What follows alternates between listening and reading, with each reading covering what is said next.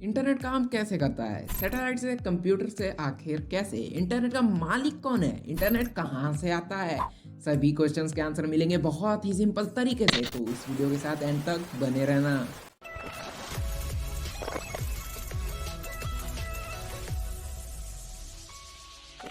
तो इंटरनेट का मतलब होता है इंटरकनेक्टेड नेटवर्क। सिंपली कहें तो बहुत सारे कंप्यूटर जो एक दूसरे से जुड़े हुए हैं। बहुत से लोग यही समझते हैं कि इंटरनेट सैटेलाइट से आता है, लेकिन नहीं, इंटरनेट ऑप्टिकल केबल्स या फिर सबमरीन केबल्स के थ्रू हम तक पहुंचता है। अब आप पूछोगे ऑप्टिकल केबल क्या है भाई? तो चिंता मत करिए, बताता हूँ ना। ऑप्टिकल केबल कुछ इस प्रकार दिखती है। इसका हर एक केबल अपने बालों जितना होता है और इसके अंदर इंटरनेट 100 Gbps मतलब हर सेकंड में 100 GB डाटा ट्रांसफर होता रहता है। इन ऑप्टिकल फाइबर्स के अंदर इंटरनेट का डाटा लाइट के फॉर्म में ट्रैवल करता है, मतलब रोशनी की रफ्तार से, जिसकी स्पीड होती है 3 लाख किलोमीटर पर सेकंड। जी हाँ दोस्तों, 3 लाख किलोमीटर हर सेकंड में पार। क्या टेक्नोलॉजी है यार! ये ऑप्टिकल केबल्स पूरी दुनिया में जमीन और समुद्र के नीचे जुड़ी हुई बिछी हुई हैं। ये सब जानने के बाद अब कुछ और सवाल आपके मन में उठ रहे होंगे। सबसे पहला सवाल आपके मन में यही आ रहा होगा कि प्राइम इन्फॉर्मर, तुम तो कह रहे हो कि इंटरनेट केबल्स के थ्रू हम तक पहुंचता है, पर यार इंटरनेट तो हम मोबाइल पर भी इस्तेमाल करते हैं, तो इसमें केबल क्यों नहीं लगी है? प्राइम ऑडियंस, ये सही है कि हम मोबाइल पर बिना केबल लगाए इंटरनेट यूज करते हैं, क्योंकि जो ऑप्टिकल केबल्स होती है ना, वो डायरेक्टली मोबाइल से ना जुड़ी होकर सेल टावर से जुड़ी होती हैं, और ये सेल टावर्स अलग अलग जगह पर होते हैं। सेल टावर्स इंटरनेट को हम तक इलेक्ट्रोमैग्नेटिक वेव्स के रूप में पहुंचा देते हैं, जिससे हम इनडायरेक्टली सही केबल से जुड़ जाते हैं और हमें इंटरनेट प्राप्त हो जाता है। इसलिए हमें केबल्स अपने मोबाइल पे नहीं लगाना पड़ता। अब अगला सवाल आपके मन में यही आ रहा होगा कि भाई सैटेलाइट से इंटरनेट क्यों नहीं चल सकता? टीवी तो चलती है।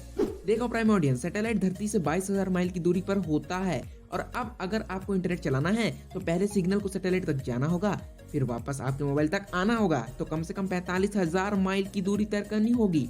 तो यह दूरी बहुत ज्यादा होती है।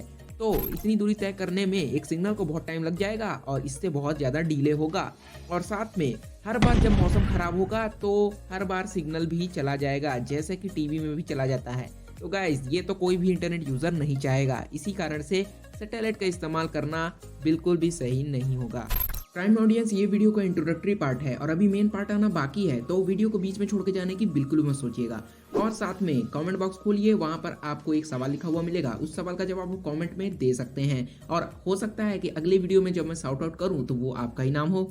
चलिए अगले सवाल की ओर आगे बढ़ते हैं। इंटरनेट को हम तक पहुंचाता कौन है? इंटरनेट को हम तक पहुंचाने के लिए 3 प्रकार की कंपनीज काम करती हैं, जिन्हें टीयर 1, टीयर 2, टीयर 3 कंपनीज कहते हैं। टीयर 1 कंपनीज की बात की जाए तो ये बड़ी मल्टीनेशनल कंपनीज होती हैं, जो ऑप्टिकल केबल फाइबर्स को समुद्र के नीचे बिछाती हैं, और इनकी मेंटेनेंस भी यही करती हैं। यहाँ आप देख सकते हैं कि इंडिया की टीयर 1 कंपनीज में टाटा कम्युनिकेशंस आती है।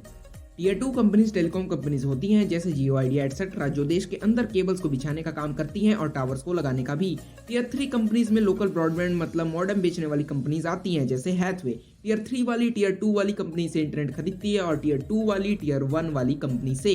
तो कुल मिला के इंटरनेट तो फ्री है, पर जो केबल्स और इंफ्रास्ट्रक्चर इसके ऊपर लगा हुआ है, उसी का पैसा ये कंपनीज हमसे लेती हैं, और ये सभी कंपनीज थोड़ी थोड़ी इंटरनेट की मालकिन हैं। तो चलिए गाइस, आ गए हैं हम अपने वीडियो के सबसे इंपॉर्टेंट पार्ट में। इस पार्ट को देखने के बाद आप पूरी तरह से समझ जाएंगे कि इंटरनेट काम कैसे करता है, पर उससे पहले वीडियो को प्लीज लाइक कर दीजिए और मेरे चैनल को सब्सक्राइब कर दीजिए, क्योंकि मैं ऐसे ही वीडियोस अपने चैनल पर डालता रहता हूँ, और साथ में आपका सपोर्ट मेरे लिए बहुत ज़्यादा इंपॉर्टेंट है। प्राइम ऑडियंस, इंटरनेट की सारी इन्फॉर्मेशन या डाटा बड़े डाटा सेंटर्स पे स्टोर होता है। ये डाटा सेंटर्स कंप्यूटर्स, जिन्हें सर्वर कहते हैं, उनसे भरे होते हैं। ये सर्वर्स ही इंटरनेट डाटा को स्टोर करते हैं और जरूरत पड़ने पर भेजते हैं। ये डाटा सेंटर्स किसी भी देश में हो सकते हैं।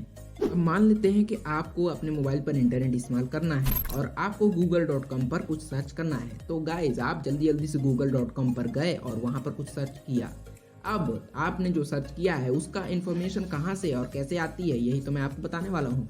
तो गाइज, जैसे ही हमने आपके गूगल को ओपन किया तो उसका डाटा अमेरिका में किसी डाटा सेंटर में है। तो सबसे पहले आपकी रिक्वेस्ट सेल टावर तक जाएगी, उसके बाद लोकल केबल्स तक जाएगी, और फिर इस मेन केबल से होते हुए सबमरीन केबल से अमेरिका तक पहुंचेगी, और अब वहां के डाटा सेंटर तक जाएगी, और फिर सर्वर जो है वहां के कंप्यूटर उसी इंफॉर्मेशन को उसी रास्ते से आप तक वापस भेजेंगे।